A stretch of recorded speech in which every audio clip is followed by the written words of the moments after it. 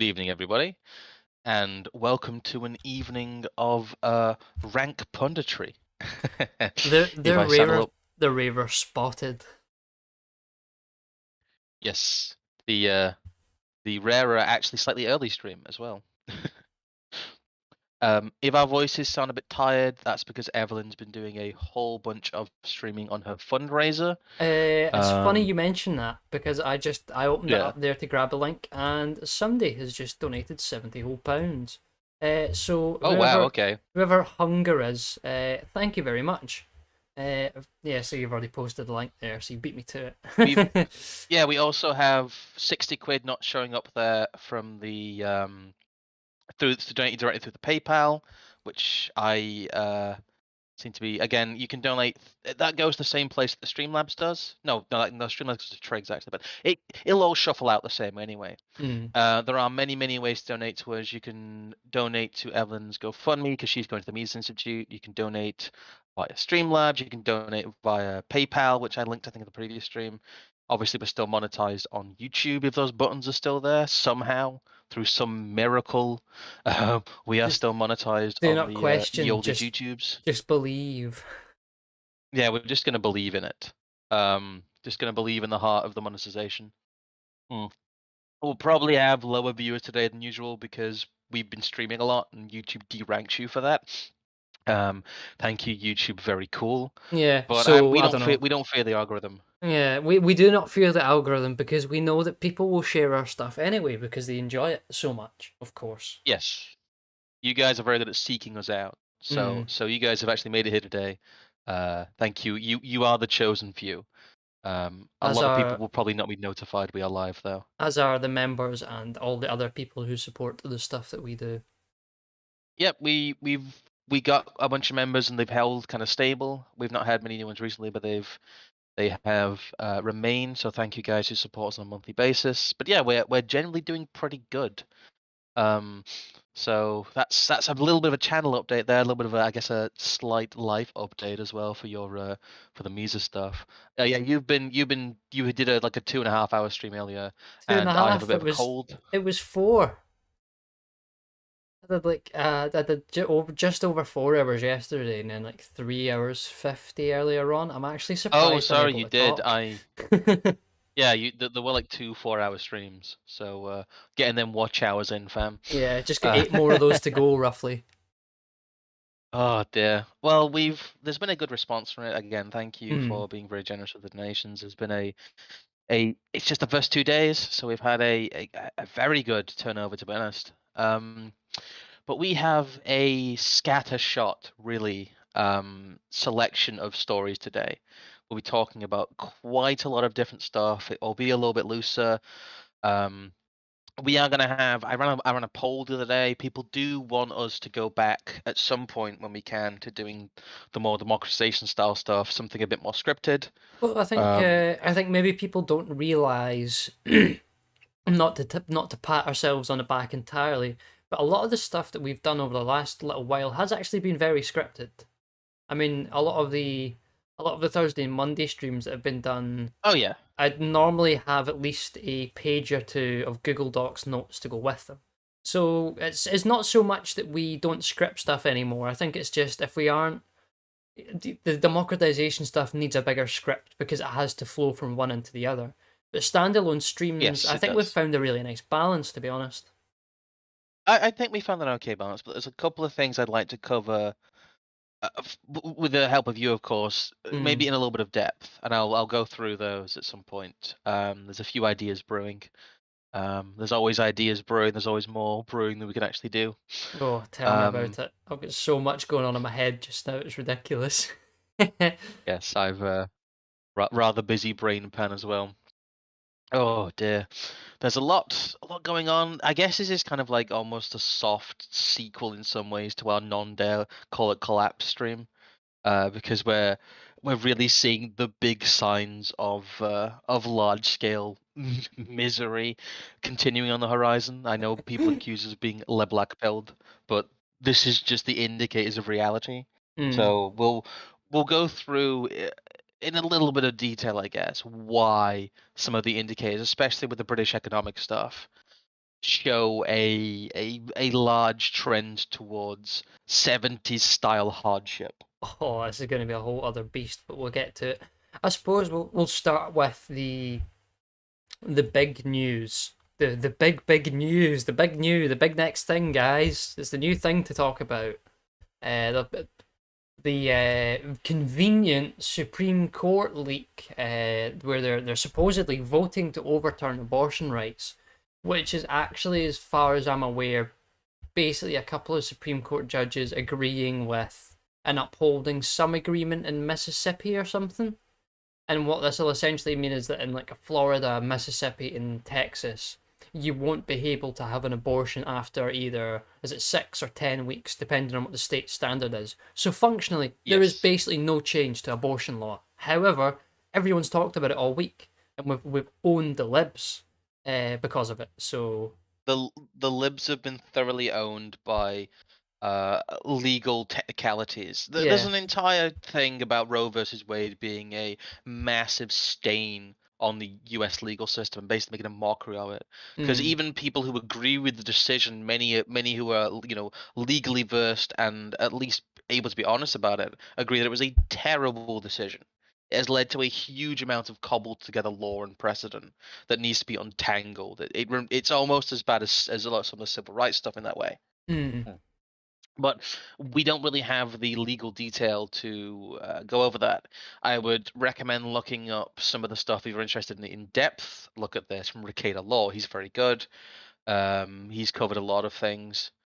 So you'll be able to find a lot of people talking about it in great detail anyway. yeah, no, because I It's remember I had this article I'm sort of slowly scrolling through just now. I don't think there's really much of a point of reading it really, no, as you said. But I had to look through it, and I was actually surprised by the fact that they're not even political, who normally would go for a pretty heavy lefty kind of narrative, I would say, have kind of just stuck with the pure like legalistic of it's a weak case, blah de blah de blah. I don't know. yeah, It's a strange way for it to come around, is all. And this is also from February as well, I believe. So it's they've had months probably to leak this stuff, and they just haven't up until now, or at least we are only hearing about the leak now, which is probably more than likely the case. yes, there seems to have been a concerted media circus around this. There were a lot of Mm, people who had photo opportunities ready, a lot of people had statements ready right off the bat. This seems to have been organized in the background to be timed at this moment, really, um, quite deliberately. I'm not quite sure why. There will be reasoning for it. There's been some hilarious stuff from the rank punditry on the left saying that, well, actually the Conservatives might have leaked it because reasons. But it really does seem like an attempt to whip up the next tranche of the current thing and mm. subsume everyone for a couple of weeks in the narrative of what's going Well, on. let's not forget the midterms aren't too far away. So, stop thinking about lockdown, stop thinking about the economic collapse. Focus on the fact that like a handful of schools in certain places want to turn your kids gay, supposedly, and the libs are crying over abortion despite the fact that the laws haven't changed. I mean, I remember reading a thing the other week about how the situation has changed in Texas, and what happens now is women just go and get abortions after 2 weeks. They just Yeah, like, no thought about it. It's oh well, if I have so many weeks to go and do it, then as soon as I can, I will do it. You know, yeah, it's once again what I refer to as the twiddling of the knobs. hmm, It's in UK politics, a lot of it revolves around like immigration quotas or 1% to 2% changes in tax limits. yeah. Um, There's in no the there's no US, yeah. changing the nature of the machine. You just, as you said, you just twiddle the knobs. It reminds me of the DeSantis stuff because what's um, happened is the conservatives have codified, in quotes, the Republicans have codified that the correct time to kill a baby is 2 weeks rather than 24. mm, They're haggling over when they kill the babies, which is very, very peak modern conservatism. Rather than having a very ideological extreme in quotes from the mainstream perspective stance, uh like anyone with a spine would do, or anyone on the political left would do. They once again have reached the compromise position, which is now the extreme position, which is we kill the babies less soon. Yeah. Well, we just teach kids about sex when they get to 10, because then they're ready. Yeah, you can be aborted at 4 weeks, or 2 to 4 weeks, and you can be taught about drag queen story hour and groomed to be a tranny at Yeah, 10. there's somebody's got it in the chat. Rose stands with Ukraine. So does Yeah, Ruth Bader Ginsburg. She stands with Ukraine. and she's bad, guys. She didn't actually die. That was a Nah. clerical error. Um, it was a mistake. The It's also tiresome, but yeah, that is the current thing. We are aware of the current thing, but it's like people who've taken to posting the current thing as a psyop, Hmm. which is great with the Alex Jones image. Yeah, we are neither for or against the current thing. We Well, think that the current yeah. thing is a No, I psyop. think I made the one that was like, I ain't believing shit about the current thing. I don't buy the current thing, Jack. Nah, I ain't believing shit. And Um, then the Bank of England is also with no pre-mention of it whatsoever, other than no. someone who mentioned it in a Telegram, in our Telegram chat. If people are not a part of that, I'm sure you might have the link handy there just in case Yes, people want to be. But I someone do. I mentioned that do. I they clapped. I clapped. they Sorry. they had heard about this because Halifax had sent them an email about the interest rates going up 2 days ago, and then very quickly deleted all the emails. Yes, they had, and it was kind of in the news, but only after they announced it. It Yeah. was weird. There was like a press hold on it almost. There must have been some sort of fucking D-notice. Because I heard about that leak, but I only heard it post hoc. Hmm. And someone, the first I heard about it really was the people in our Telegram, yes. Um, they didn't actually hit the press until the rate hike was announced properly, which is very odd. Yeah, Bank of Very England odd. expected to raise interest. I think they have raised them, haven't they? I haven't checked back Yes. yet today because it's been a bit busy, but I presume they've gone to. I think they said they were going to go to 1%, if not more. Ooh, 1%, massive rate. It's funny that we're talking about this, but that's how fragile the Yeah, market is. Um, maybe they don't. Folks, They've changed this article from when I looked at it earlier on, but the UK is not the only country seeing growing interest rates. The US Federal Reserve raised its rates to a range of 0.25 to 1%, while the Federal Bank or the Reserve Bank of Australia raised its rate from 0.1 to 0.35%, the first rise in 11 years. Jesus Christ. Well, welcome. Well, the whole point of the nominal zero rates is that essentially the banks get paid to take on the debt.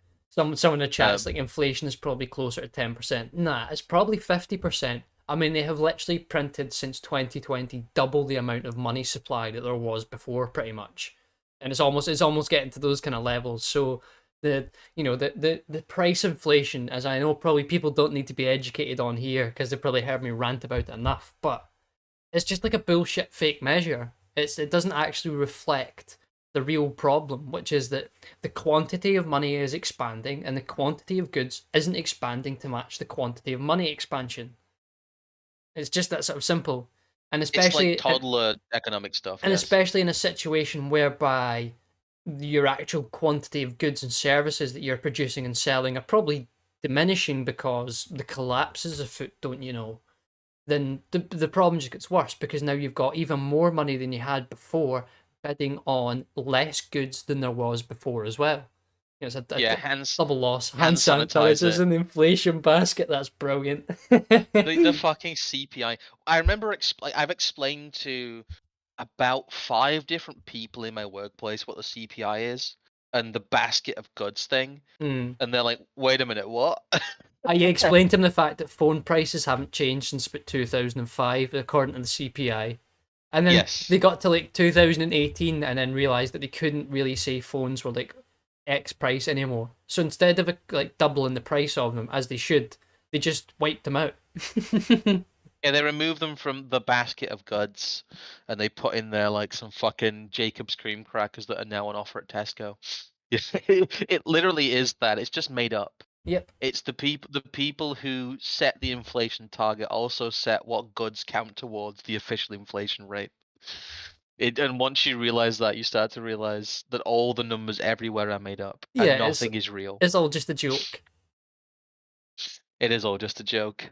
The fact that there's like 15 different measures of inflation, and some of them you're not allowed to see. Mm-hmm. Like the inter-business inflation stuff is kept well under wraps. Yeah, good luck Because trying to that get an accurate M3 or M4 statistic after about 2016, 2017 when the new rounds of QE started up. good luck at getting them to measure things like Hmm. Q4 and Q3 in the same way as well, because they change it every 5 years. Have you seen? They- it's also tiresome. But yeah, this is what happens when you have a made-up managerial economy, where all money is seen as a tool of policy rather than an outgrowth of the need for exchange. Well, welcome to the post democratization hell. Yeah. Watch the democratization series and watch us rant for hours on end about central banking. Yeah, I'm Um, just the moment for me, honestly, will be when a normal 30 gram pouch of tobacco is going to be 20 quid, which will probably happen before this year's out. That's going to be ridiculous. Well, the reason as well, because we've been buying quite a lot of things like whiskey and tobacco, Hmm. because those have quite a long shelf life, a lot of them, and the price increases are lagging behind a little bit. Actually, I'd say the stuff that we're buying is relatively cheap compared to what it's going to be in 6 months.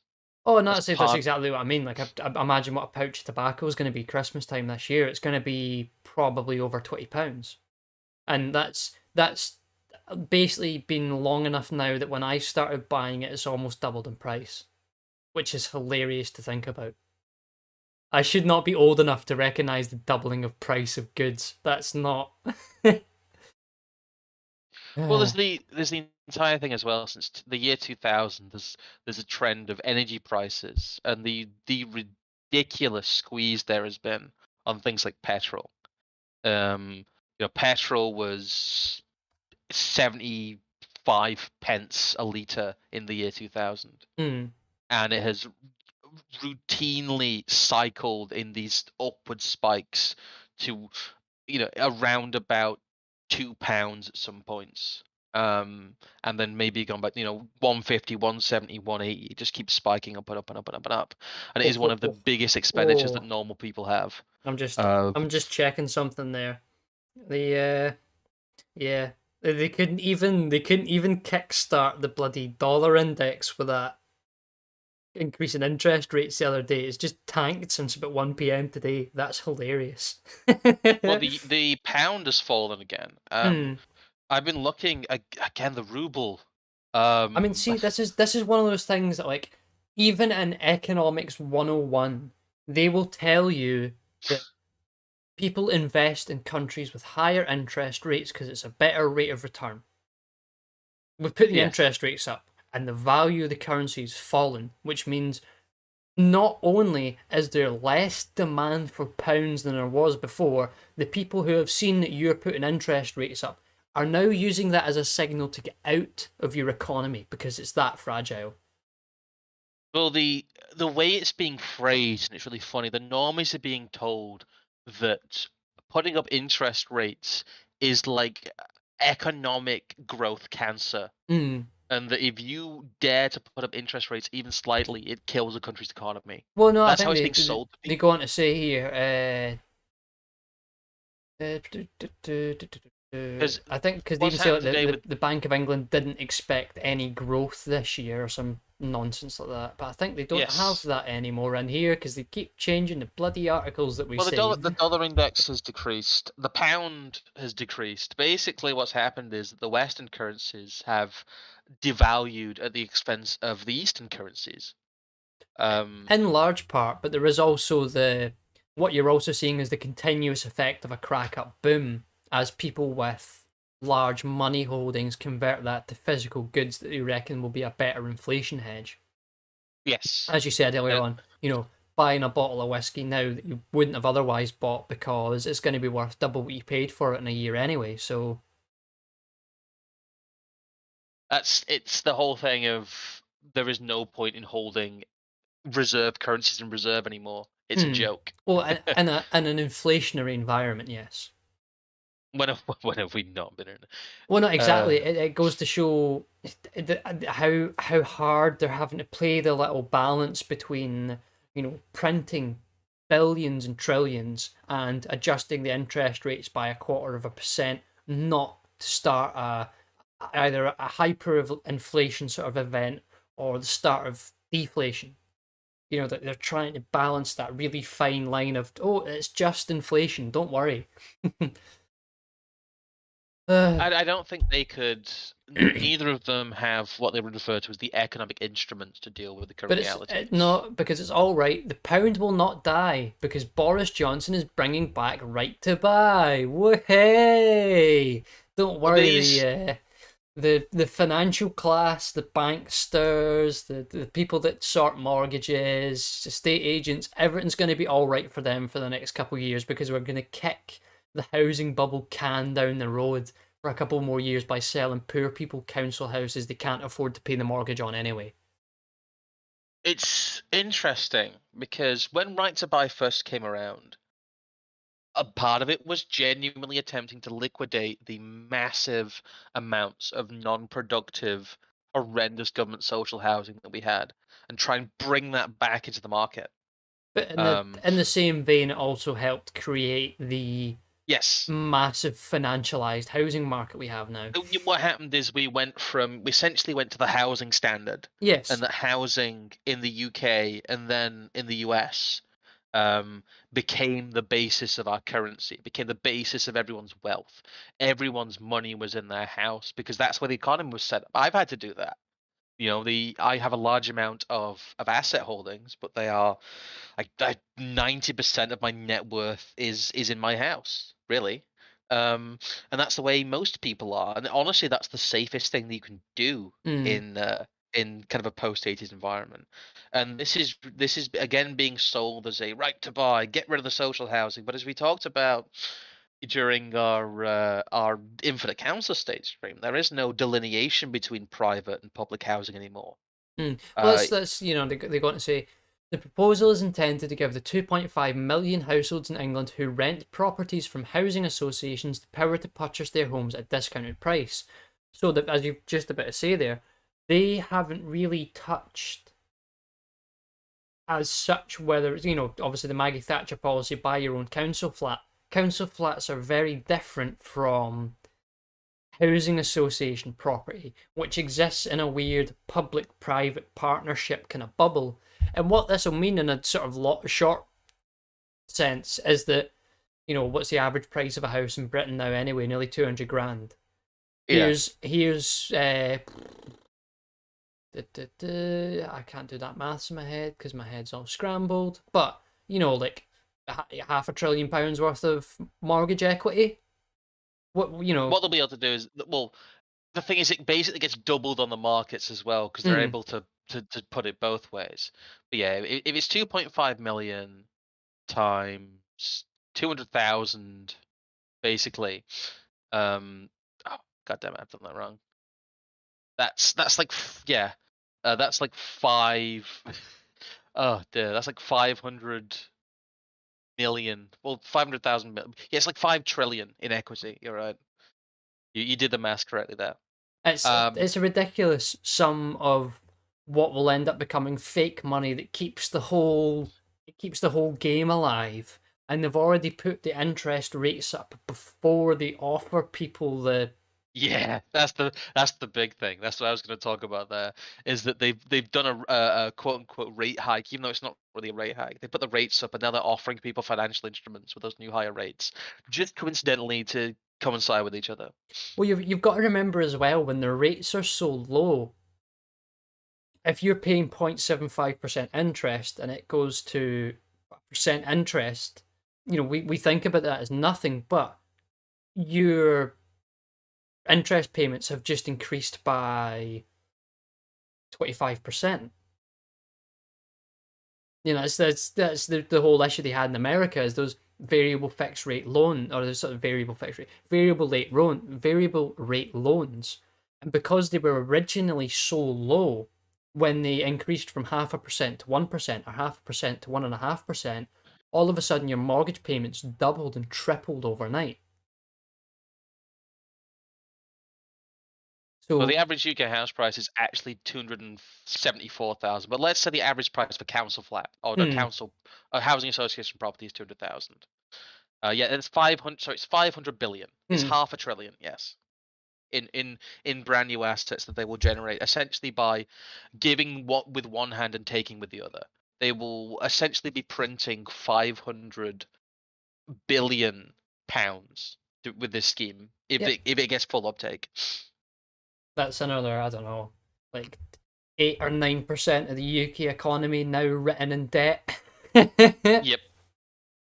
uh, Well, the big thing was that the right to buy scheme, coupled with the decoupling, it allowed the valuers to become the lenders, it allowed mortgages to be sold on the open market, the whole firewall of the building societies, allowing them to basically become merchant banks. In the 80s, the combination of those two is what led to the continuing housing bubbles, and it is what led to the housing currency standard we talked about. And it's really a return here where we're seeing the same old cycle again. They've got 70s problems require 70s solutions. mm. They don't know what else to do, but the situation is far more fragile. We're far more down the monetized, as it were, rabbit hole now. God, yeah, I'm noticing some weird stuff here as well. This is very toe in the door about justifying the use of tax money to house people. Prices could still be too high for poorest tenants. The scheme would be similar to a council right to buy, where tenants can get a discount of up to 70% of the market price, blah, blah, blah. Tories Yep, ran a yep. policy. Critics have questioned whether it would be uptake given prices could still be too high for the poorest tenants and noted it would not be solving the housing shortage. Another proposal being developed by policy officials is for the taxpayer money paid out in a housing benefit to be used to help recipients get onto the housing ladder. There we go. So, what, the government's going to pay your mortgage? This is what I mean by housing benefit, Mm. essentially making anyone who is a benefits recipient a council tenant. Because functionally, Well, what's happening is the I council is paying for your housing. see. I think it's slightly more than that. It's almost UBI. Yes, it is. It has that aspect to it as well. You don't have to go through the process of like applying for a council house anymore. That's why we did the whole infinite council estate thing. Mm. It's UBI via housingization as a monetary instrument, and that's reality of it. That really anybody at God. any point The can become. Conservatives must be the party of home ownership, and along with building more homes, finding new routes to home ownership should be at the heart of our mission. New routes to ownership. Don't you just buy the house? You can't Yeah, afford it. people. Like, the people that sell the houses have to then maybe lower the price instead of constantly giving incentives to the suppliers of houses to increase their price because they know they're going to get free money from people who have housing It's benefits or it's it's so funny that the housing market has become so indicative of people's net worth that any fall in it is seen as an absolute disaster well, that's normally because always the it's thing that takes it out. I mean, that's why they're playing a very difficult, or not very difficult, but a very risky game with the drop in or the increase of the interest rates, because all of a sudden, if your mortgage is just doubled in payment or gone up 25%, and you're already paying double what you paid for gas and lecky than you did last year, when you're going to make your mortgage payments. And if you're not going to be able to make your mortgage payments, are we looking at a situation whereby the government might take a mass default as an opportunity to come in and basically step in and be like, well, we'll pay for your mortgage? something we've talked about a year ago. We've talked about it on this Yeah. stream before as well. That with the pandemic and with all of this eventually going pop, the government is going to step in as lender of last resort, but they're not going to bail out the big institutions this time like they did in 2010. They're going to, they're going to say they're going to bail out the people. They're Yeah. going to bail out the people We're going to concept. show those banksters what's what and bail you out and use international money institutions instead of Yeah. international money being run through domestic institutions. The boomers will be sold it as you could die in your own homes, and they will, they That will, they will take that. They will. I yeah, think yeah, they would take that. they will gratefully accept that for their children being unable to inherit their properties, which are leveraged to the guilds anyway. Mm. We've talked about this as well, that though none of the wealth of the boomers that is wrapped up in their housing still exists. It's all been equity released, so they can go in their 7th cruise this It's year. already signed away to a retirement home. Oh yeah, or it's already signed away to a cat shelter. Uh, uh, uh, no, it is just it's like it's very much that, and the interest rate's going up at the same time. It's like one of those 1-2 punches that I just saw the other day, and I was like, wait, what is this? Is this really what we're doing now? yeah, the average house price in the UK is £273,000. I think it Who is increased. buying I think these? it increased last month more than 10% or something. And it wasn't 10. No, it was 10% in the last quarter or something like that. Yeah, it's probably now closer to 300,000. That's from January 2022. That number. Oh, bugger. The last time that UK house prices decreased in any meaningful way, when was that? I think was like there was a little bit of a slight correction in. Oh, look at that, 2008 to 2010. Yeah, But that's the the the that's the correct only time. yeah, the correction was pretty much wiped out by inflation in the space of about 3 or 4 years. Oh, yeah, massively, and it wasn't even that big of a. If you look at the rise from here, I'll. It's not the best chart, but I'll put it in the general here, so you can get it on. It's a PNG, unfortunately. That's a bit weird. So you can get it on stream. But here's from Halifax. Look at that rise from 95 right the way up to 2010, and look at the dip. Look at the quote unquote correction, By the dip nerds. and I'll look at need to it zoom in on since as that. well. Sorry, guys, that was as zoomed out as it was. But yeah, no, it's the sharp uptick. And the slight downtick. Uh, How in any way is any of how aren't people running around screaming when they look at that? but like, there's an interesting thing you can see here though. That 2005 is actually where the arse falls out the market, Yeah. and that they basically pump it full to get this rapid increase, and in 2008 it actually gives way, and you can almost see that from the QE about 2012 onwards, it's actually just it's diminished, and they can't get the sort of magnitude of the curve out of it that they had done prior to. Now, obviously, this isn't. It depends on what actually look at the inflation rates and relative to it and all sorts of other stuff. But that to me, and this curve here, looks like the QE nonsense and printing money has worked insofar as the fact that they've got like an exponential increase almost. And then Yeah. over here, it's almost logarithmic. It's not worked. And all of a sudden, the No. pandemic happens and the trend corrects itself, as they would say. It's yes, it's a self thing. Line go back up. Normality resume. Mm. Um. Pay no attention to the man behind the curtain because your house price has just increased by 20 grand. You're going to be rich, Yeah. don't you know? Just like everybody else. uh. We'll all be filthy, stinking rich. Every single one of us. Well, there's the whole. We're gonna have to go through it at some point. Just the numbers game of average salary, average house price, and the diminishment of that. It must be worse than it was in like the 19th century. Yeah, I'd imagine.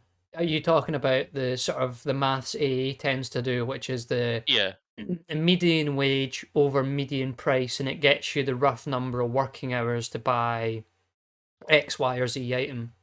Because I Yes. reckon for red meat, whole milk,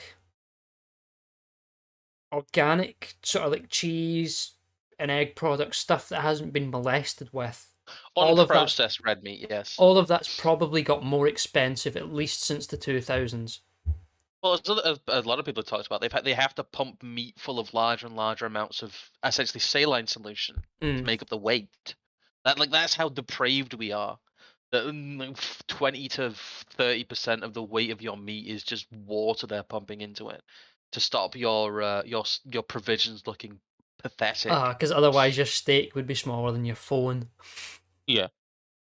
It's Uh, all right though, because the phones keep getting bigger. So what yeah, do we need yeah. to worry It's about? fine. It's all brine. It's all brine all the way down. It's all a conspiracy by Big Brine.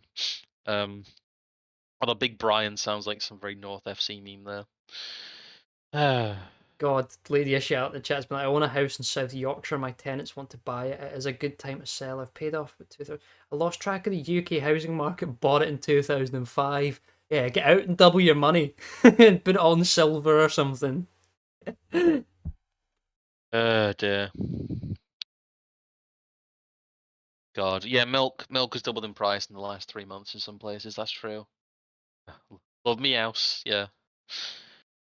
Well, the thing is, if everyone's a homeowner and the house prices keep increasing, well, that's not a problem, is it?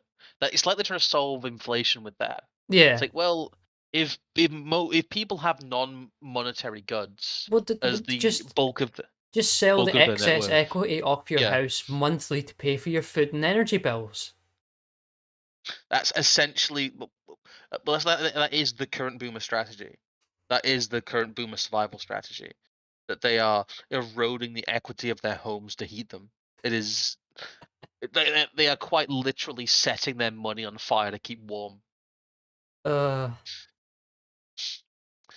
And yeah, rights. The problem with the whole right to buy thing is, what you'd actually have to do. You'd have to evict all those council tenants and put all these properties on the open market for it to have any sort of beneficial effect. hmm.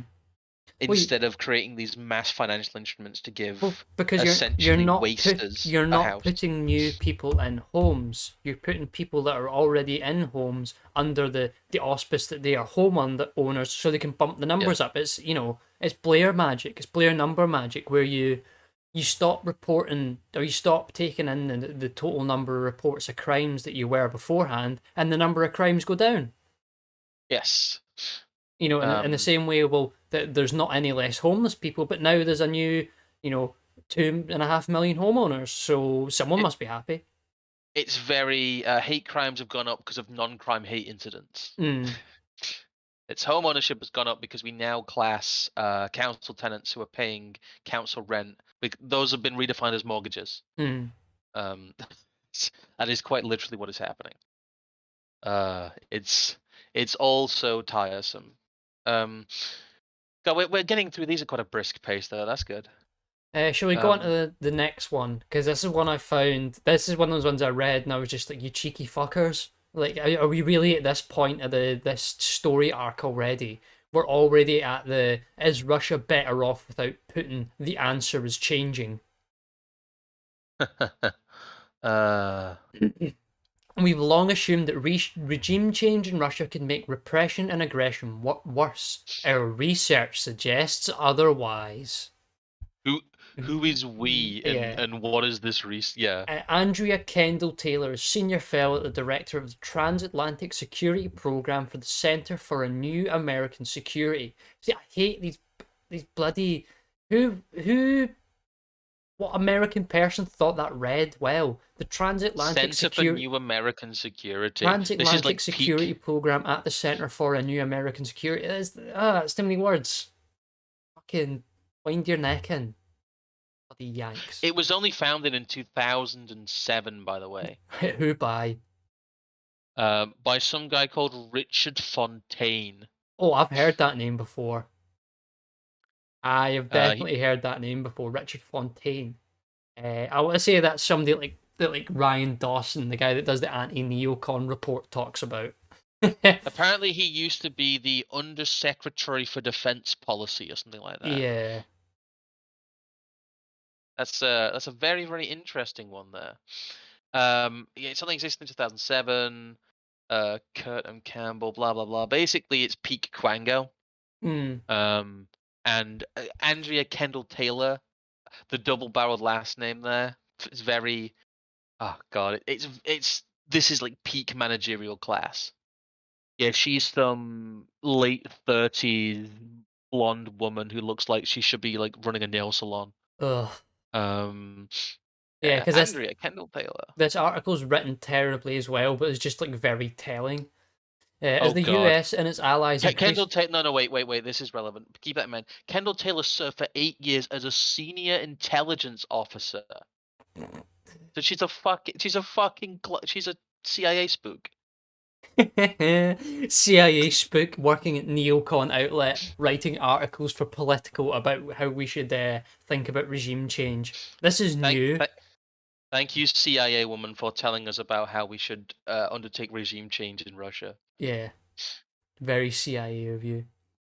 Yeah, as the US and its allies increase their commitment to arming Ukraine, there's growing speculation over President Joe Biden's endgame. Although the White House has gone to great lengths to say the United States does not have a policy of promoting regime change in Russia, there's no question that there has been much discussion in private conference rooms and over kitchen tables about whether the United States should in fact blah blah blah. I love that. Like, the United States does not have a policy of regime change in Russia. Someone grab me like the "this is not a coup" image. Yeah.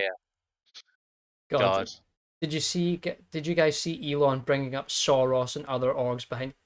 I actually couldn't give a shit about Elon Musk and what he's saying on Twitter. That is just all appeasement as far as I'm concerned, and it's why we're God, not talking about it.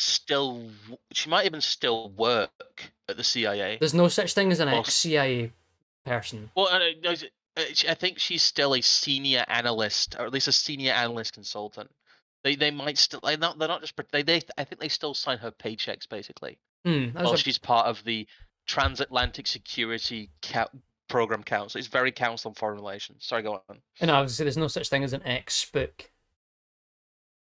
I'm trying to remember where was there was a paragraph I cut out of this I mean it's quite a long one, oh not quite a long one, but it's very dense and very wordy and full of social science nonsense, and trying to like paint Dmitry Medvedev as like the good guy and as like their guy and all this kind of stuff.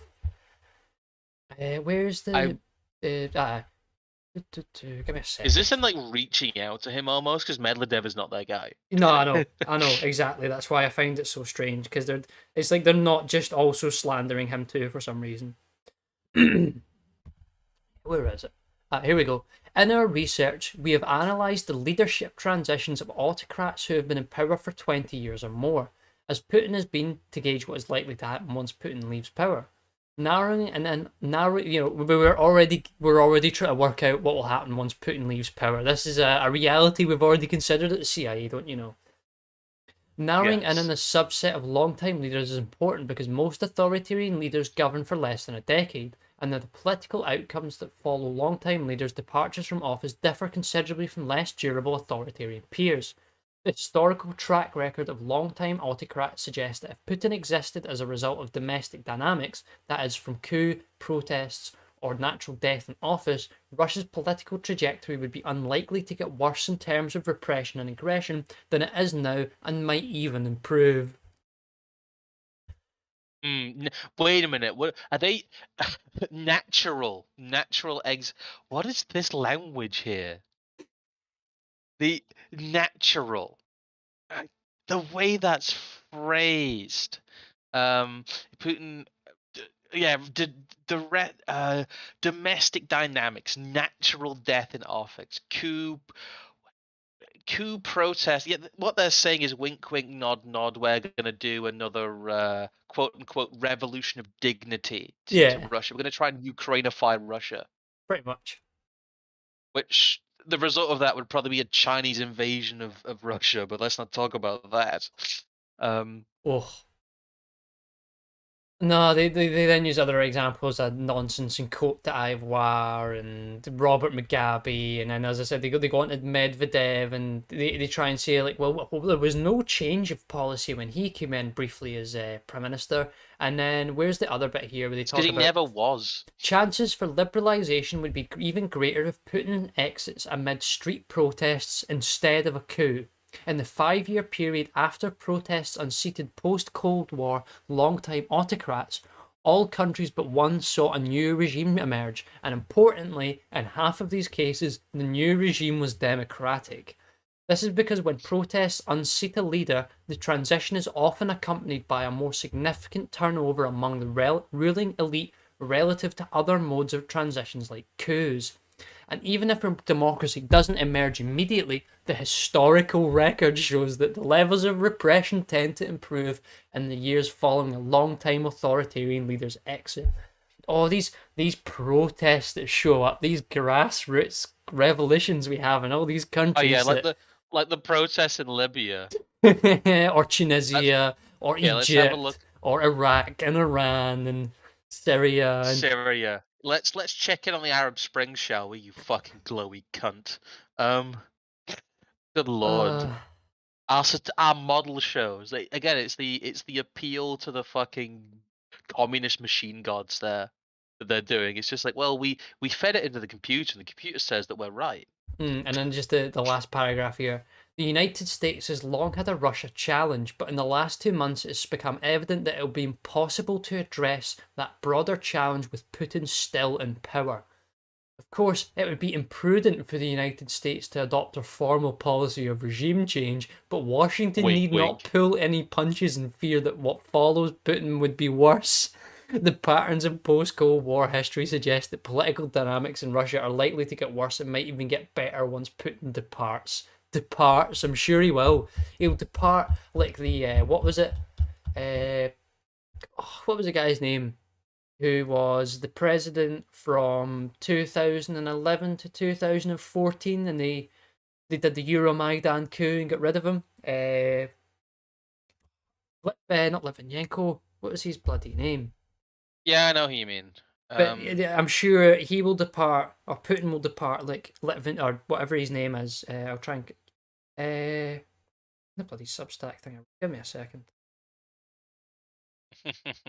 God, I forgot his name as well. It's There we go.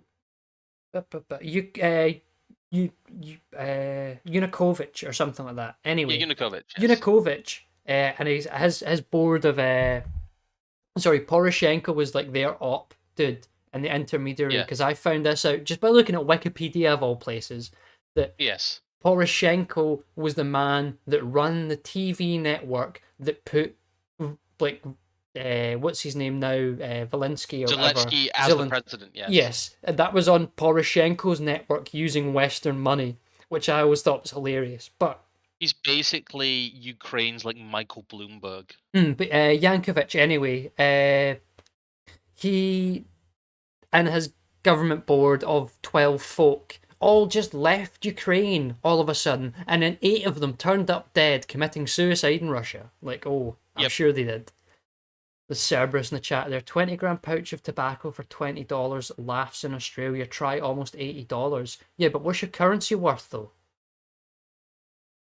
Yeah, that's the point. Australian dollars is like fun money. Yeah, So yeah, that's why they're funny colors. If your money's funny colors, that's because they're funny prices. The Canadians, like the Euro bills. the Canadians have known this for a while. God, that's very funny when you get into the way that some euros look in certain countries is just hilarious. Like, who do you think you're kidding? This isn't money. Oh, Yanukovych. Dear. But yeah, this is exactly what they're talking about, though. This is literally a CIA spook, senior intelligence officer at the CIA, CNN intelligence analyst. It really does show the porous nature that everyone you see who is within any kind of position of power in, we're going to talk about the moldbug stuff, but in the cathedral, as we can nominally call it, is a fucking like child burning fed. Richard Fontaine doesn't have his own wiki page. It seems to have been removed. Yeah, foreign policy advisor to Senator John McCain. Oh God! I knew I'd heard of him before. But that reminds me of my best McCain joke. What, that his bloody tumor won a Nobel Peace Prize? That's a good one too. No, he's the only person to be turned down by the Make-A-Wish Foundation because they said they can't drone strike a Yemeni village.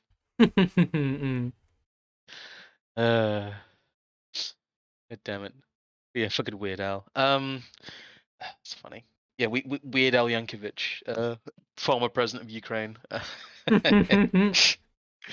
Oh God, Weird Al Yanukovych needs to be a shoop now. we are basically already at that point. Let's be honest. Yes, we are. Shall we get into the Vanity Fair article then?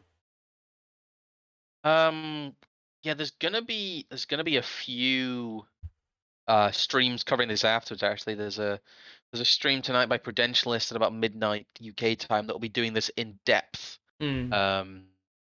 But yeah, we can talk about to set it up. There's been a bizarre pivot I found, and certain centers of media have seemed to collect together and decide that in and around from about April 19th till about the end of April, in about a 10-day span, we got basically a story a day about Curtis Yarvin, Mencius Moldbug, you may know him as, Mm. because he is they're essentially trying to polish him up into the regime representative of what they're referring to as the new right, even though that's a bit of a Yes. meaningless term because a lot of people have adopted that moniker before. But it seems that Molbug Yavin is being played up as essentially He's the the God new King. he's the new like edgy group to put on like the right plank of the IDW.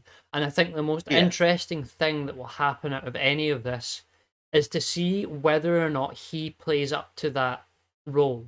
Because I think someone like very obviously a Sam Harris or that Peter Boghossian dude or the Weinstein brothers, and to a slightly lesser degree, or Jordan Peterson or people in that sphere have at times played up to the role they know is being put upon them. And it's just like, well, is he going to go and do the same thing here? It's very strange, as you said. All of a sudden, all these outlets in the space of the last year or so have just come out and said, like, here's this Moldbug dude. He's the cornerstone of the new right, which not even the last year, the last 10 days. yeah, and Like most of what we'll be looking at here has come out in the last week. well, no, I'm not even sure I necessarily agree with the sentiment that he is as a cornerstone of the new right in any kind of way. God, I've just noticed his newest article in his Substack, Varoufakis and Bitcoin Maximalism. Dear God, I do not want to read that. Well, he isn't. He is essentially an anachronism now. Hmm. I would say he's somebody who had some interesting ideas in 2007, maybe through about 2014. But outside of that, he's essentially become an artifact of these things we've been rediscovering, Hmm. rather than being on the bleeding edge of it. Molbug's best work is far behind him. Yes. Well, he is someone who basically, in a lot of ways, regurgitated points from Hopper and Carlyle and St. Francis. I don't know if Sam Francis was someone who really talked about it at any great length, because he doesn't, at least the stuff I've seen from him, and I might be wrong in this, he doesn't focus on the nature of the managerial state. He just takes it as a given. Yeah. Which is fair enough, but I think there is something to be learned from actually trying to understand the nature of it. There's something I also find strange. I mean, who was this article written by? I don't know who James Pogue is. Pogue's a fucking shit name. I'm sure his fucking mum and dad are like IRA sycophants and think they're really proud. But there was like one point in here where he but these people describe who made up most of the party goers, blah blah blah blah blah, podcasters. They go on to talk about Uncle Ted, which I'm gonna, as I said to you, I'm gonna claim the fact that that was in some way my doing, the popularization of that phrase. Yeah, these worldviews run counter to the American narrative of the last century. The economic growth, technological innovation are inevitably. God, there's one of the. I cannot find it now, but it was basically the guy that had written this showed himself as someone who completely does not understand what we are up to or what we are doing, or how even intellectual things even come together in any sort of sense. Because he said that, like, oh well, a lot of what the NRX talk about is just truism in regards to the nature of power. And reading back through some of Mises in the last couple of days, I am reminded of how much he teaches you through tautologies. And that what you are doing when you read a lot of elite theory stuff, or even a lot of the stuff from Ellul and a number of thinkers who are trying to get to the source sort of action and motivations that drive whatever sort of social system or social change, that they have to do it through sort of tautologist facts in some kind of way, which is kind of what Moldbug does, because he talks about the nature of power and things like that. And he's like, well, yeah, Yes. they're just saying things that people already take as a given. And yeah, that's exactly the problem, is all these people take those things as a given because they don't understand that they need to know why at least those things are a given and what that teaches you. I don't know. It really does skip a few steps. Yeah, or they're missing the most vital step, which is these things are given, ergo. Yes. They don't. It doesn't teach you anything. It doesn't. You can't have the logical conclusion of it without having it there. It really is. Well, there's this big vague regime, but don't really think it's just like it's like a framing device. It's like the red pill thing that he's always credited with that I don't think really was him. It's a vague, fuzzy aha moment for essentially people in the right-wing equivalent of the manosphere in some ways. A lot of it is almost like empty sloganeering. Well, There isn't really a lot of substance to just saying the cathedral. Yes, I think that there is some of his stuff that is useful, and Oh yeah. I would never go at someone for the whole, well, their work's not original, because no right wing work is original. We're all just talking about the same things over and over again until we eventually understand it properly. And in doing so, he's probably played a very important role in that, and reinvigorating sort of energy around a lot of thinkers. But as we look at with all stuff as of late, we need to think about where that energy is being directed. And if that energy is being directed to Substack payments, books that don't come out, and blockchain, then that's not good for us. No. And it's also this James Pogue or whatever it is, definitely doesn't understand what the new right is. No, he very obviously doesn't. The new right. He doesn't understand that on an intellectual level. It's a very long article. What is going on here? Yeah, so it's like an hour. It's like an hour podcast that you can listen to or something. Yes, as well.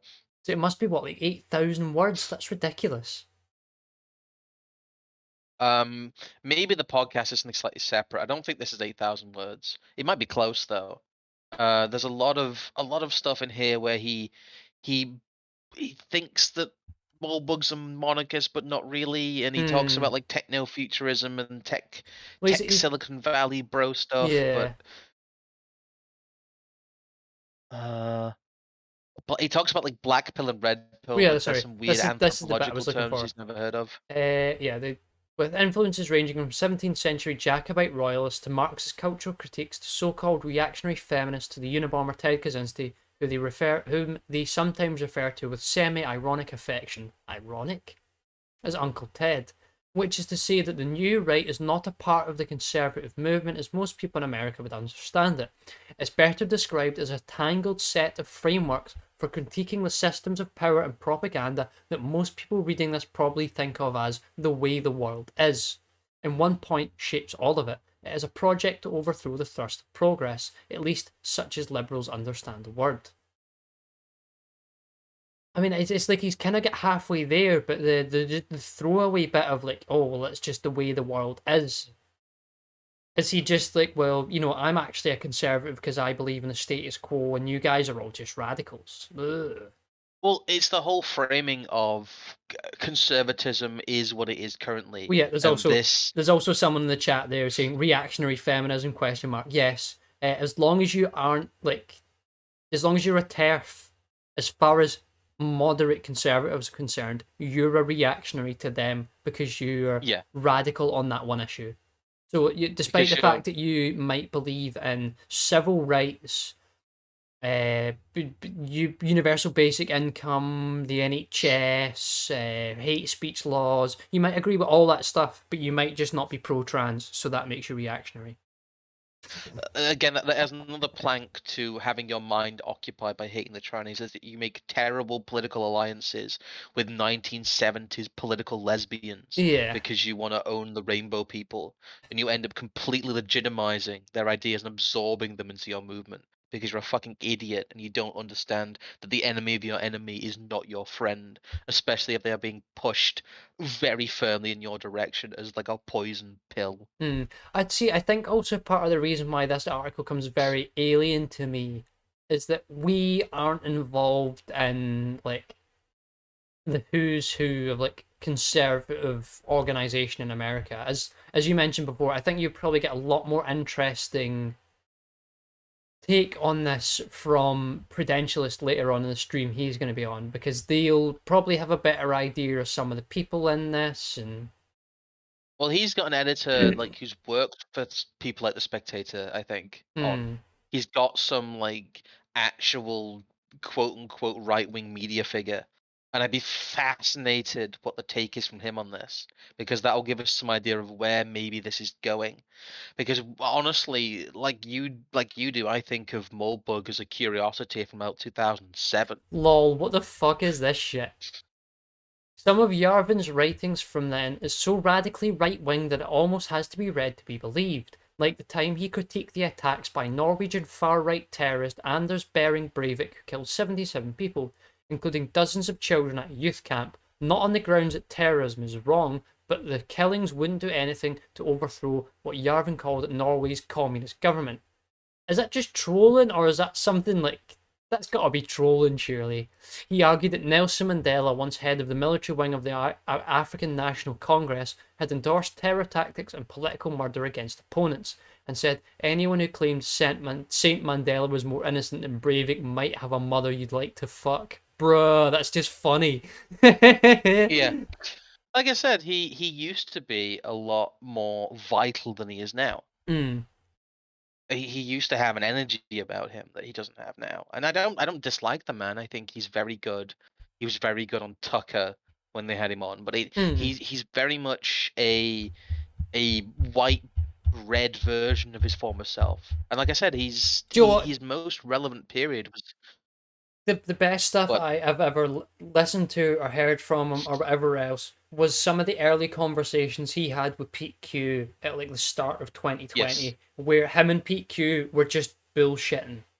It wasn't even like a Yep. serious discussion, and for all of 45 minutes there was not an or a sure or anything like that, because like he clearly wasn't trying to keep up some kind of like presence or image. He was just like caught in some sort of autistic like babble back and forth with someone that he was obviously clearly very interested in, and that was so much more entertaining than any other stuff I've seen him do. I will be totally honest.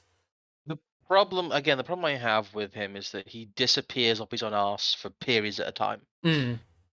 Like he did with the whole China is based on COVID stuff, like he does with a lot of other specialist subjects. A lot of his stuff is very scattershot, and sometimes it feels like it's about to break into a 7 hour video about the Star Wars films. And he also writes for Um, Tablet. well, we can get into that because, um, God, my Twitter's been yeeted, so I can't. I have the archives of the guy because there's a guy for Tablet magazine, um, who was being praised, but he's one of the people who like stabbed Sam Francis in the back. Mm. Um, uh, oh God, yeah, God, the importance of James Burnham. There he is, Lind, Michael fucking Lind. Ah, this is the guy we've been talking about as well, because we've now got his book downstairs. The new class We have, war, yes. as he calls it. It's it's as what's it talk about? It wasn't Godfrey. It was there was a review in Chronicles Mag of that, basically accusing him of ripping off Sam Francis and watering down Leviathan and its enemies. Hmm. Um, which is funny because that is essentially what he did. Poor man Sam, yeah, Pedro Gonzalez just called him straight up a poor man Sam Francis in the title. That's funny. Um, yeah, and there's the second thing that comes up is actually one of Sam Francis' last articles in American Conservative, in which he refers to Michael Lind basically as an establishment court jester. and refers to him as one of the Brahmin class of Mm. American establishment conservatives who gets buttressed by the left. It's some great stuff in there. But yeah, that's Tablet Magazine. Tablet Magazine very much is one Zionist. It's a very Zionist publication, um, and it hosts a lot of people who helped in the murder of the old right in the 1980s, the murder Mm. of the last gaps of it in the 1980s and 90s. The murder really of people like Rothbard and Sam Francis. They became Buchanan non-entities to because some of extent, yeah. and possibly also Buckley a little bit as well, if he wasn't Yep. quite dead by then, which I'm not too sure. I might be wrong in that. No, I'm scrolling through this. Is there anything in it particularly you're after? Because it's just Well, the Tablet Magazine article. yeah, because it just seems like the sort of general stuff he would go on about. There's a bit of Mosca, and he's talking about democracy and the usual It's stuff. based. Yeah, he's using the whole play on bizarre as a play on words, but he's basically talking about the cathedral, academia, the interplay of these different structures. It's like Moldbug by numbers. It's like if you fed some of his more Yeah, basic the stuff into like an fundamental algorithm. historical problem of the current period is why, though we can buy our ideas from any stall in a huge open air bazaar, they all seem to come from the same manufacturer, exactly as if made in some cathedral. Yet there is no such conspiracy and certainly no such agency. No person or institution is coordinating the party line. Hmm. No comment. Yeah, and then what was the there was some other one as well. Was this for the one from the Statesman that you were saying is meant to be about? Or is it the? No, it's not. This is the. I've got the. It's a New Statesman article here. Well, I'll go on. I'll bookend this. He's been it raised a few eyebrows in the normal sphere that Curtis Yarvin is now palatable enough to have a byline in something like Tablet Magazine, Oh, the which is related seen. article with a little stupid painting of him. News: The Red Pill Prince. How computer programmer Curtis Yarvin became America's most controversial political theorist. What about I like was going into what more that. controversial than like That George Lincoln Rockwell or Malcolm X or yeah, sure, or buddy. Sam Francis. Yeah. Ah, fuck's sake. Um, no, they did. I was going to say they did a profile on him as well, which basically was the center ground of gently condemning him as the far end of what is politically acceptable and a Mm, point that can be compromised from. He is the far end, and in between him and these horrendous neocon establishment conservatives will be the compromise position of the quote unquote radical intellectual right, like yeah. the Randians in the 80s and 90s did. Don't He don't is don't you know essentially these new GOP members are Yarvinites? he, and it's going to be used in the left. It's going to be well, he already is used. I've got a few of them up here as well. There's an article here from The Intercept that we'll get into, which is talking about Yarvin is this terrible right wing alt right and foaming at the mouth because he is, like I said, he's become the new Rand within the far seen as the radical cutting edge section of the Republican Party, the new Mm, right or whatever. And those ideas will never be brought on wholesale, but what you'll get is he lends them credibility, and God, I I've think just that's the noticed the trajectory. the weird open the scroll. Da, da, da, da, da, da, da, da, da. Da, da, da, da, da. Yeah, no, Now it's the Curtis Yarvin is so controversial. He is writing in Zionist magazines, and well, people are, I don't know, we've memory wiped the fact that David Duke used to be a part of like paleo conservatism for a while. You know, yes, the we've Jewish programmer is more controversial than the literal ex Grand Dragon of the KKK. he's also like Oh, it's so fucking silly. also, if you've ever seen interviews and discussions with him, he's inoffensive rambler in some ways. Hmm. He's somebody who will talk around a topic, but he's not a firebrand. He's not a particularly He is not concise Hitler. figure. Let's put it that way. No, no. Uh, No, he is not. He's unless not. he's He's unless he's playing a really good game and he's got one hell of a mask. gonna say we need someone who's a bit less Curtis Yarvin and a lot more Fred Phelps. Uh-huh, yes, exactly. Again, there's another like what Fred Phelps isn't, one of America's most or was one of America's most controversial thinkers. Like God hates Australia. or even Alex Jones. I mean, Yeah, you go round and ask, I'd imagine anyone in any small town about America about Alex Jones, you will either get a he's great or he's terrible, which to me means he's probably pretty controversial. However, you go and ask them, oh, do you know about Curtis Yarvin? I don't think one of them would know, would they? no. They perched him there as an intellectual curiosity, dangling his little toes over the edge of the Overton window. Mm.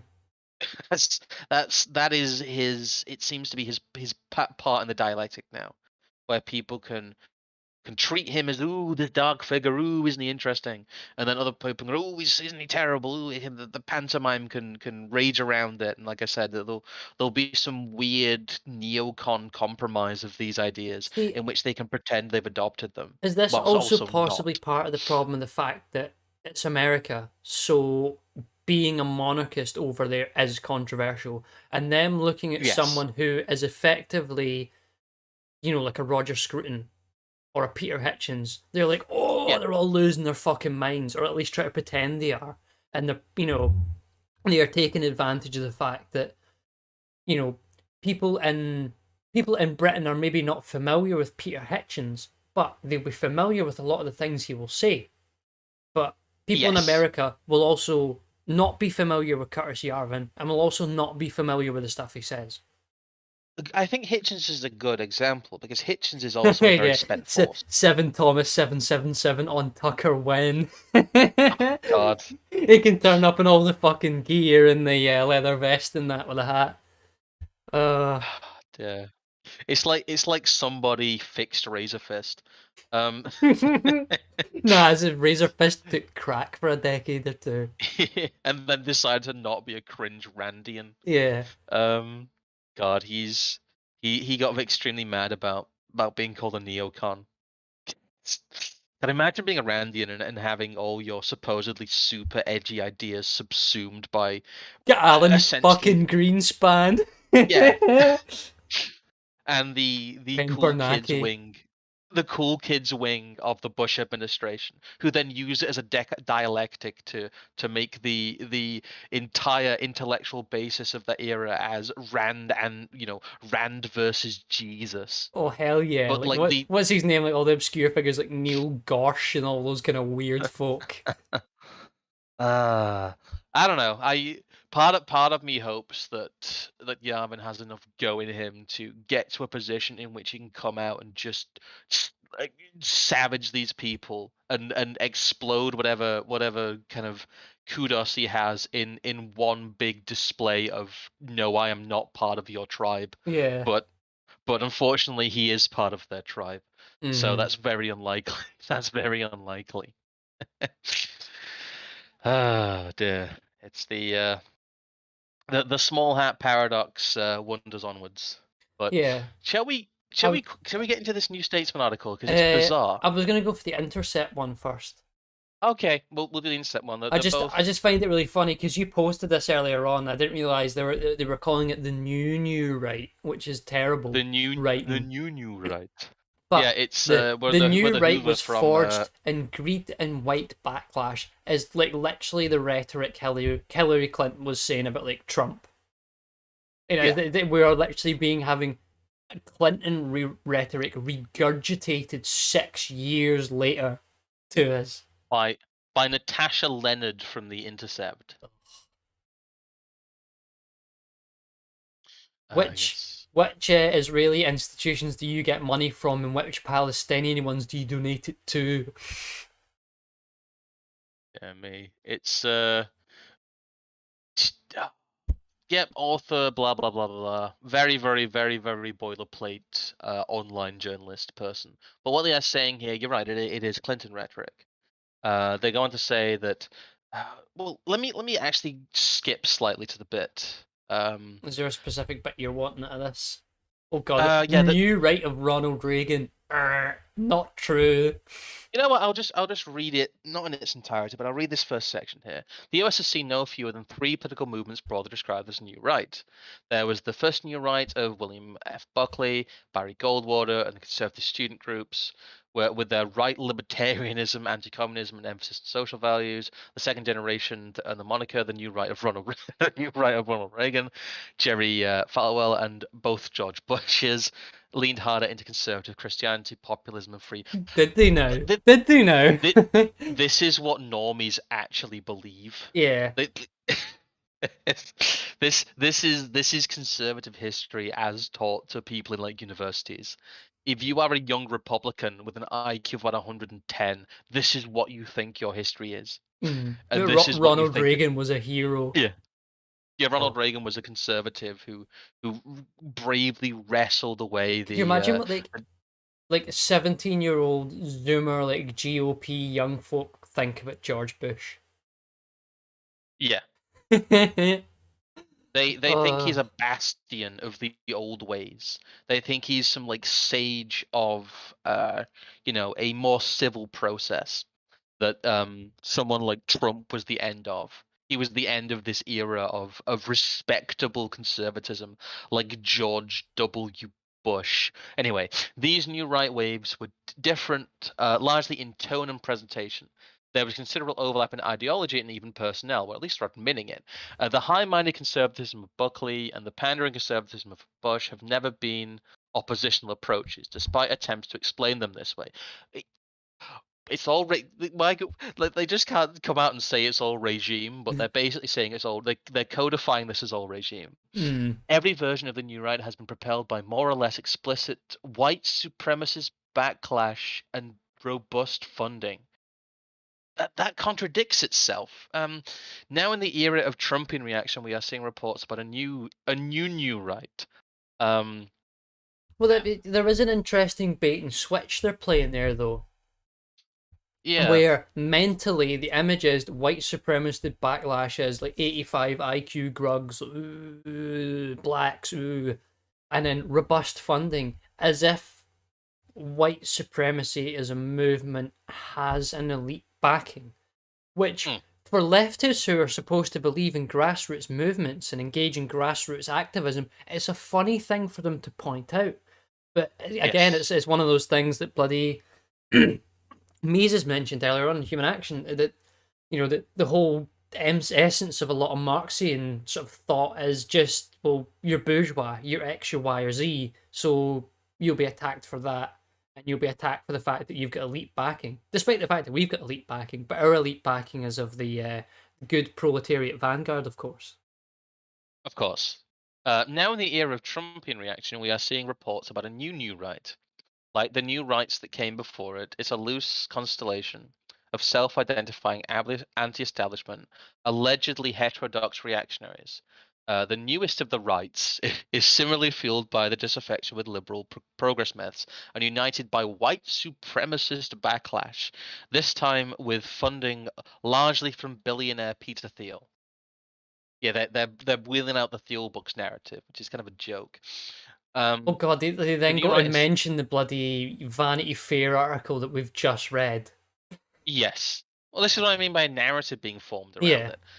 The new right has made headlines in recent weeks. In particular, Vanity Fair published a thoroughly and thoughtfully reported feature detailing the emergence of rising right-wing circles made up of highly educated Twitter posters, podcasters, artists, and even online philosophers. Most notably, the neo-monarchist blogger Curtis Yarvin. New York Times dedicated a fluffy feature to the founding of niche online magazine Compact. I don't even know who the fuck Compact is. Do you know Uh, who Compact is? I've heard of it, and I think it was something that possibly Gavin McInnocen was involved in before. However, Oh I'm not too sure. God. Compact Yeah, is talking like about JD tacky Vance. magazine and stuff like that. At least I think. Yeah, alongside GOP candidates for office like JD Vance and Blake Masters, this motley scene follows the ideological weft and warp of Trumpist nationalism. They're trying to all tie it together. They're trying to Hmm. make the narrative make sense, and they're trying to essentially prepare people for if the stuff that we're doing ever breaches like the ideological dam and Mm, ends up in people's laps, that they can contextualize it in a way that doesn't completely fry their nappers, doesn't completely explode their heads, mm, because they've been told that the left-right dynamic, it's really just, it's patrolling and saying, oh, it's just another form of white backlash, guys.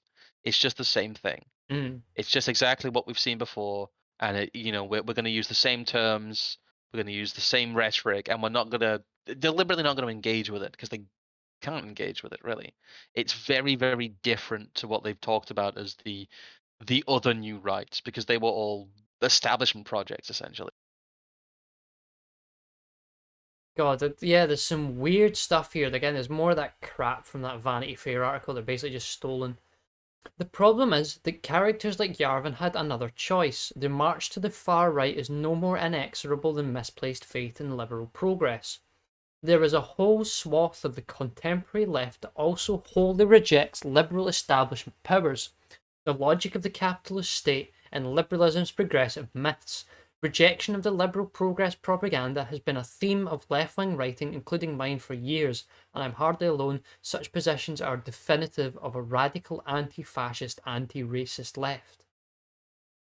You Hmm. can't use our tactics and rhetoric, guys. Yeah, you can't engage in a class war. You can't point out that the fact that the liberal state just holds us back as a stopgap and uses like useful idiots. You can't do that. That's not fair.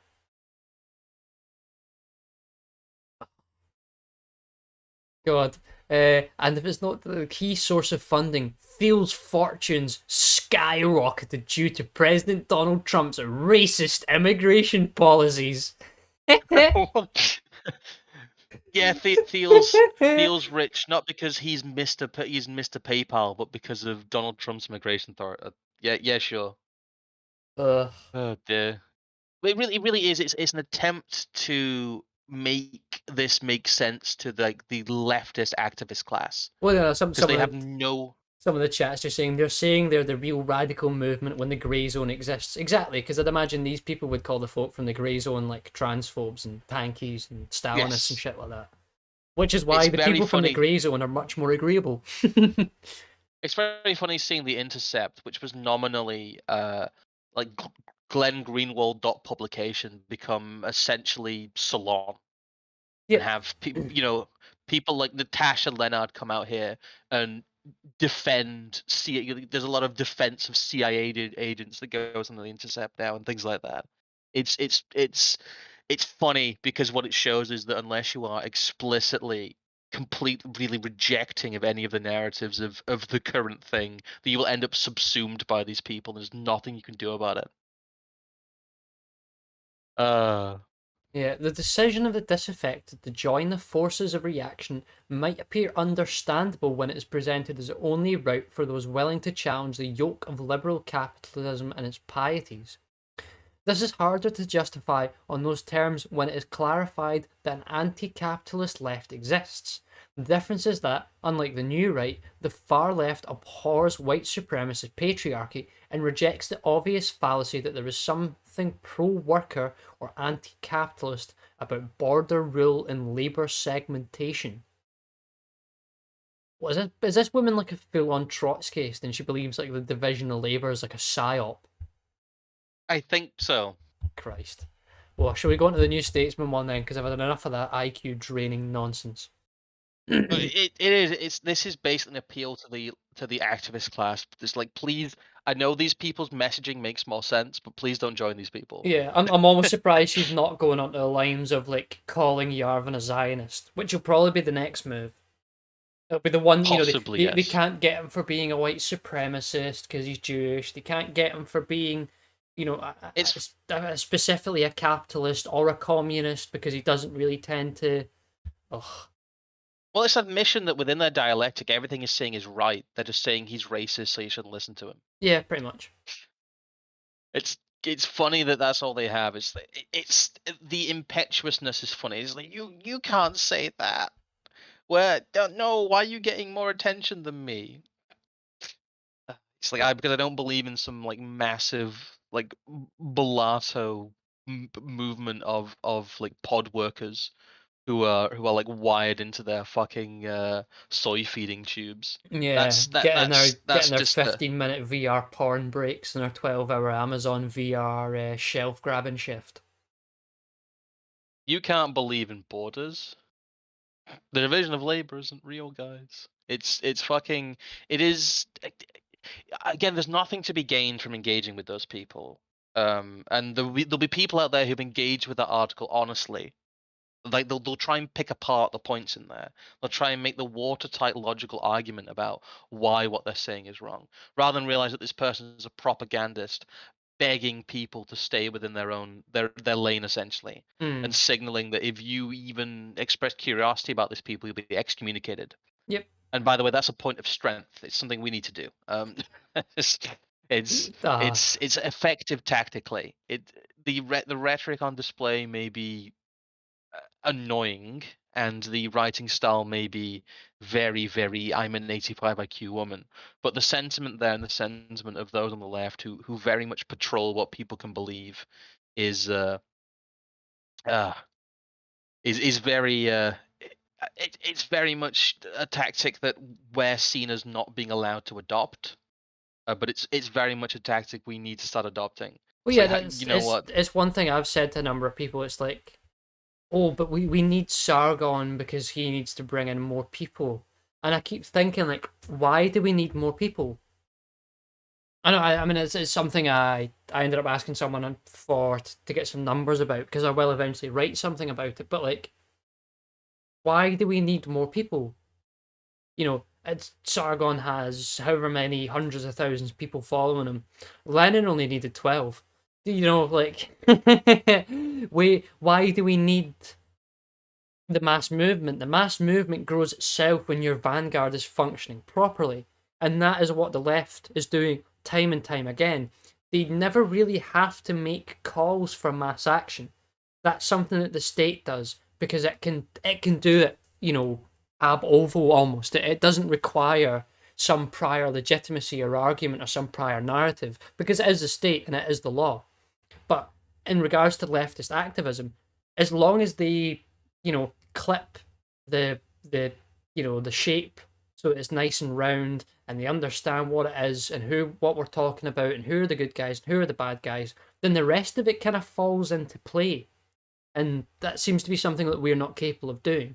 The Uh, folk that are writing it's that Intercept article aren't saying, I'm going to write this article because we need to have another 40,000 people read the Intercept because that's going to make a difference. No, as you said, they're writing that article because they're making it known that if you are at all want to have any sort of hands crossed conversation with the neo-reactionary people, so it's a wink and a nod to the tankies that if you are with these people, you aren't with us anymore. again it's very effective because the Hmm. messaging is genuinely quite ubiquitous. Yeah. But we'll get into as a last thing this bizarre New Statesman article I that just feels like they've been given a note to say, hey, we need some of this narrative. Hmm. Well, no, I hate this whole disinformation governance board, which implies that it is also an information governance board, Yeah. which is Ministry of Truth. Like, come on, we're basically there. Something Well, something George Orwell, this that and the next thing.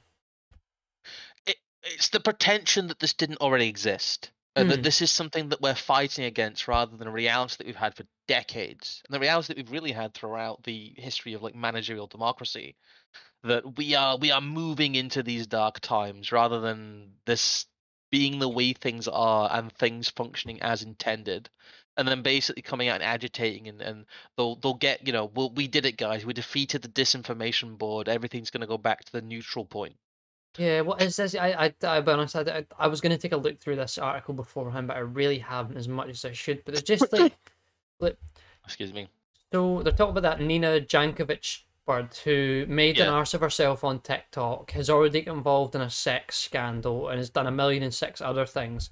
In much of the same vein as that Madison Crawford did from the GOP, who's also been caught in 1,000,006 different sex scandals. Because I actually messaged Prude about this on Telegram at one point in his chat, it seems to me like they're basically trying to like drown out political sex scandals by just having loads of young people involved in politics that have had 1,000,006 different. I mean, like that one they've got in the UK now, the young guy who's part of the Tory party and he's meant to be trans, but he was also supposedly raped because some guy shagged him and didn't wear a condom, and he's never been the same since. But also overlooked the fact that he was involved in some form of sugar daddy network or something like that. Yeah, Don't that mention was that.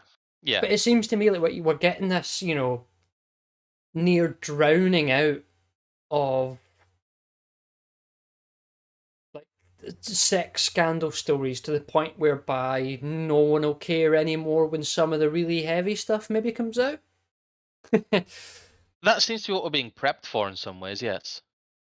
anyway, Uh, just I'm trying to suss what's going on here. So no, well, no. The last part is what interests me. I don't actually care too much about the story. cool. It's kind of That's a all I need to know. non-story, to be honest. Oh right, I've already seen it. Um, Despite his outsider status, no, no. yet What they did? No, no, no. There's a pivot here. Let me show you the pivot. which This paragraph does is the not pivot? mean it's the paragraph before it. It's just the paragraph before Cool. they talk about Yavin. This does not mean that Yankovic is insincere. Far from it. I'm quite sure that she genuinely understands herself to be in a battle with the ferocious and atrocious creature of the night. There is no conspiracy to suppress the speech of the Joe Biden administration's domestic enemies, at least not a conscious one. There is a system at work here, but a system that works in a peculiar way. There is a concept that can help us understand what's going on. A concept developed by an Bruh. American software engineer called Kendall No Sharvin. chance. Are they? They've just cut the teeth off his idea. They've just gone and said his idea and cut the fucking teeth off it. That's hilarious. It was also present somewhat in his tablet article. Hmm. He was talking about it not being conspiratorial. He Yeah. doesn't have an academic position, and he hasn't published any books, at least not in outlet form. He said he's written hundreds of thousands of blah blah blah blah blah. Talking about being a blogger. Despite his outside status, they didn't kind of go on to talk about the cathedral. But what they're doing here is they're positing the cathedral as neutral. They are combining the cathedral with the idea of the neutral state. Oh, the cathedral just happened, guys. Yeah, one It's of just one the of way Yarvin's things most are. influential ideas is concerned with what he calls the cathedral. Our pre-Reformation forebears had the Catholic Church and the Soviets had the Politburo, and we too have a nexus of powerful institutions that govern us, the media and the academy, but our cathedral has no central administrator. There is no conspiracy. You've just told us that they govern us. All government is conspiracy. Come on! This is the pivot. Yeah. What they're going to do is they're going to refine it. They're going to refine the neutral cathedral. It's not a conspiracy. There's just this thing here that does this to us. And maybe we can get rid of it. Maybe we can reform it. But there's no there's no deliberate agenda. Like, of course this is deliberate agenda. They put up something called the Disinformation Governance Board. They've Hmm. basically got their dick out and they're slapping people with it, saying we can make a ministry of truth and you can't do a fucking thing about it. Yeah. And by the way, we've had one for decades anyway, so we're just going to come out In- and performatively do this.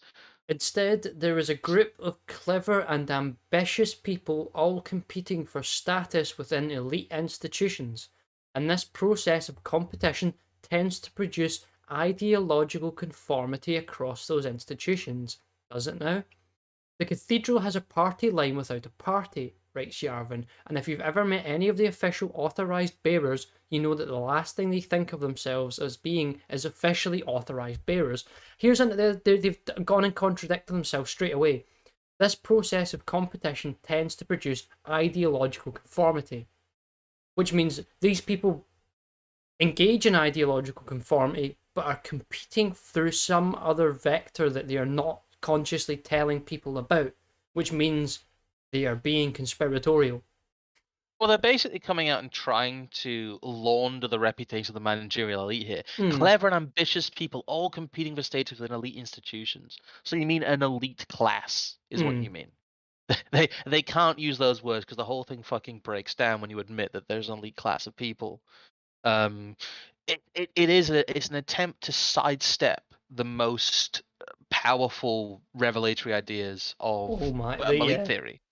Sorry, It's just them. the last sentence here. You don't have to agree with the rest of Yarvan's writings to see that the cathedral metaphor has explanatory power. It explains, for instance, how Yankovic, an officially authorized bearer, if there ever was one, can be put in charge of a propaganda department and not realize it. How fucking thick is the person that wrote this to believe that this? I don't think they believe that at No, of all. course they don't. That I think both of the it's an irony that this is being done, I think, by the New Statesman for Machiavellian purposes of trying to disarm these ideas, whilst also discounting the idea that someone like Yankovic could be a Machiavellian actor in of herself and not believe the things she's talking about. Because it's equally likely that she is just some fucking careerist who doesn't give a shit about any of this stuff and just wants to go around being some who's sort of who's horrendous Louise fixer Perry? for the regime. It's It, the Google journals hour this evening. We're just we're early life and hard, but just because it's fun. Louise Perry are we looking at, or Yankovic? Perry. I've seen enough of that Yankovic bird all over fucking. What do you mean this person doesn't have a bloody Wikipedia? Dear. She seems to Got her be. own website. Never. The case against the sexual revolution: a new guide to sex in the 21st century. Bruh. Freelance campaigner and freelance writer and campaigner against sexual violence. Yeah, Louise is the press officer for the campaign group We Can't Consent to This, which documents cases in the UK. Women have been killed and defendants have claimed in court that they died as a result of rough sex. The pressing Well, issue. she also pressing she issue. she also literally two when was this put out? 8th of April. Okay, a month ago then. She wrote Oh an god, article she's talked saying, to that bloody the subversive podcast with that is it the Romanian bird Alex Kashuta, the sexual revolution and its discontents. Other podcast, the costs of the sexual revolution. Is the sexual counter revolution coming? So is this just like some generic turf bird that's big into like the unheard stuff and post liberalism and on unheard. and that's what I'm saying. It's on our it's on our thing. The Critic, No, no, Daily no, no, Mail. no. Her latest article on Unheard is how pedophile anxiety moved from left to right. She's Fuck. doing some nonce defense here. Why the Will She, Smith slap is good news. Is statue toppling now a right wing activity too? Yes, it is when the statue is fucking imaging paedophilia. yeah, King Cool's got it right now. They're both feds. It's just feds talking about each other. Yeah. If not, she is some like weird I need to mewling get this up because quisling. that's hilarious. What? The slap one? Nah, how paedophilia anxiety moved from left to right. I'm gonna have a wee look through this. Its critics have dubbed it. She's talking about like the "Don't Say Gay" bill, conservative Twitter. She's basically going out and against DeSantis and saying that But 20 years ago, the reverse was true. In the early 2000s, the most high-profile child sexual abuse scandal concerned the Catholic Church. Aye, was it? Was it? Full regime, like it's like machine gunning regime talking points at you. That's what makes this pivot so interesting. It's that all these regime paedophilia anxiety is one of those issues that readily takes on a partisan flavour, depending on which side has most recently been tarnished by association with a high-profile expose. This is despite the fact that research increasingly suggests that a paedophilic orientation is innate, meaning that paedophiles are likely to be relatively evenly distributed throughout society and across the political spectrum.